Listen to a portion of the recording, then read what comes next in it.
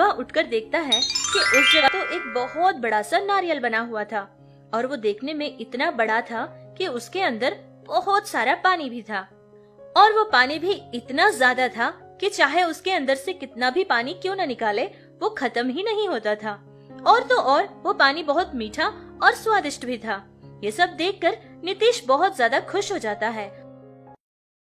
उस बड़े से नारियल को बाजार में लेकर चला जाता है और फिर वहाँ एक बोर्ड को लिखकर रख देता है कि 10 रुपए में एक बाल्टी भर के नारियल का पानी मिलेगा।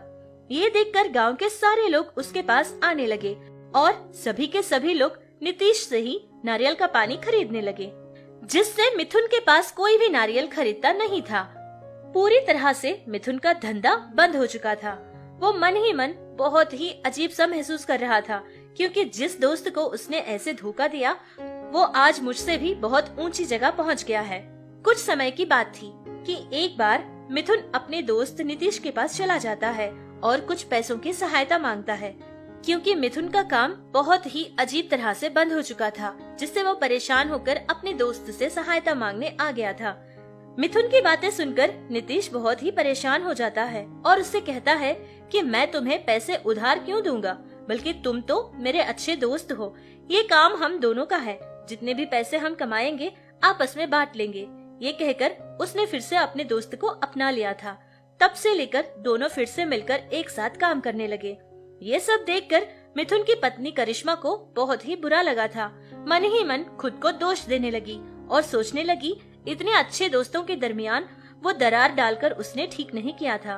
फिर वो जाकर नीतीश से माफी मांग लेती है। देखते 3 साल गुजर गए थे। मिथुन का बेटा अभी 2 साल का हो गया था और उनका काम भी बहुत ही अच्छा चलने लगा। देखते ही देखते उनका धंधा भी बहुत ही अच्छी तरह से चलने लगा। फायदे भी उनको बहुत अच्छे मिलने लगे। उनके पेड़ों के नारियल भी बहुत ही मीठे और बहुत ही बड़े उगते थे। नीतीश और मिथुन दोनों मिलकर उनके नारियलों को बाजार में ले जाकर बेचा करते थे। उनके बेचे नारियल बहुत ही स्वादिष्ट और मीठे होते थे, जिससे गांव के सारे लोग उन्हीं से नारियल खरीदकर पिया करते थे। उन लोगों को उनके बेचे नारियल का स्वाद बहुत ही अच्छा लगता था। घर आने से पहले ही उन दोनों के सारे नारियल बाजार में बिक जाया करते थे। करिश्मा को उन दोनों की दोस्ती अभी बर्दाश्त नहीं हो रही थी। उसने सोच लिया कि अब तो उन दोनों की दोस्ती को काट के ही रहेगी। अरे करिश्मा, तुम यहाँ कैसे आई? भैया, आप मुझसे पहले वादा कीजिए कि ये बात आप इनको कभी नहीं बताएंगे कि मैं आपके पास आई हूँ, तभी मैं आपको ये सब कुछ बताऊंगी। अरे हाँ हाँ करिश्मा, मैं उससे कुछ नहीं कहूँगा। पहले बताओ तो सही कि क्या समस्या है। वो बात असल में ये है कि मेरे भैया का सारा व्यापार बहुत ही नुकसान में पड़ गया है। उनके पास बिल्कुल पैसा नहीं है। मैंने ये बात आपके दोस्त से कही थी, लेकिन उन्होंने मुझे साफ मना कर दिया था कि उनके पास इतना पैसा नहीं है। लेकिन बात मेरे भैया की है ना, मैं उनको ऐसे तो नहीं देख सकती, और तो और उनके छोटे छोटे बच्चे भी हैं।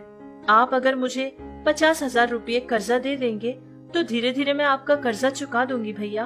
और एक बात याद रखना, ये बात कभी आपके दोस्त को ना मालूम पड़े। नीतीश करिश्मा की परिस्थिति को समझ जाता है और फौरन ही उसकी सहायता करता है।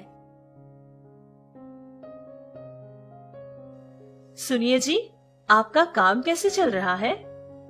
हाँ करिश्मा, अब तो सब ठीक ठाक चल रहा है, लेकिन बहुत अच्छे फायदे मिलने के लिए थोड़ा और समय चाहिए। हाँ वही तो, हमारे बेटे को भी एक बहुत बड़े स्कूल में दाखिला करवाना बाकी है ना।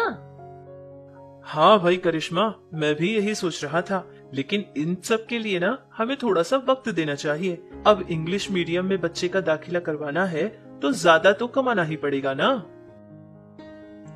ये आप क्या कह रहे हैं? इसके लिए भी समय थोड़ी ना लगेगा। आप मेरा बुरा मत मानिए।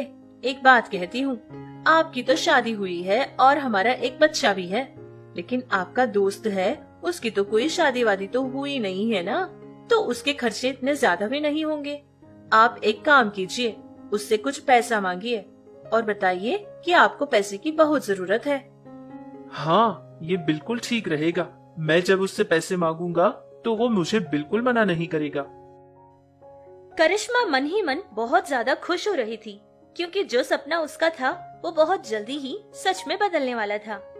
दूसरे दिन मिथुन नीतीश से पैसे मांगता है, लेकिन नीतीश कहता है कि अभी तो उसके पास इतना पैसा नहीं है।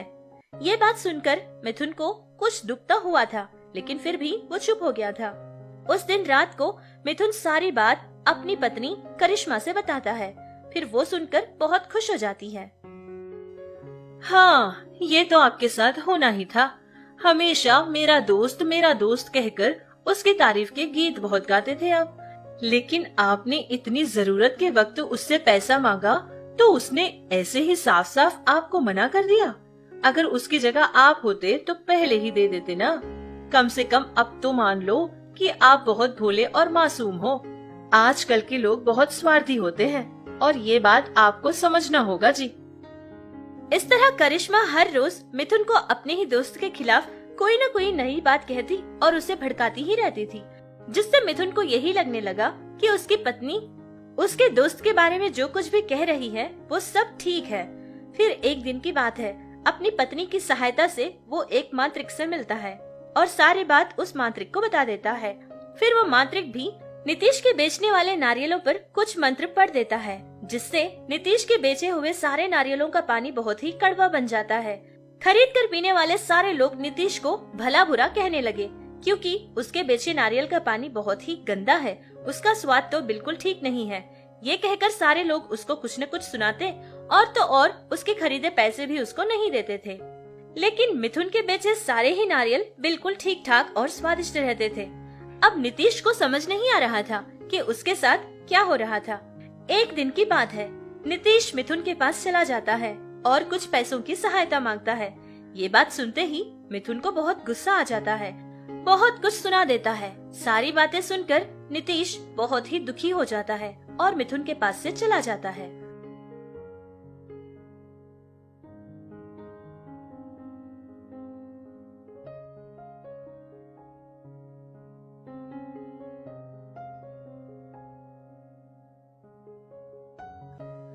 उस लड़के की चीखें सुनकर नीतीश भागा हुआ उसके पास चला जाता है और नदी में छलांग लगाता है।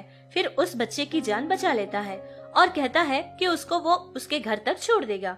घर जाने के बाद पता चला कि वो तो उसी मांत्रिक का बेटा था। वो मांत्रिक अपने बेटे को देखकर बहुत खुश हो जाता है और मन ही मन ये सोचने लगता है कि जिसको मैंने इतना बड़ा धोखा दिया उसी ने आज मेरे बेटे की जान बचाई है। ये बात मन ही मन सोचकर खुद पे ही बहुत नफरत महसूस करने लगा। फिर इस बात के लिए वो नीतीश को धन्यवाद करने लगा और मन में सोचने लगा कि इसकी तो किसी न किसी तरह सहायता करनी ही होगी। फिर उस मंत्रिक ने एक मंत्र किया हुआ छोटा सा बीज का दाना उसको दे देता है और कहता है कि वो उसको अपने घर के आंगन में गढ़ा दे। नीतीश इसको सुनकर ठीक है कहकर अपने घर चला जाता है और उस बीज को अपने घर के आंगन में गढ़ा देता है और फिर सो जाता है। दूसरे दिन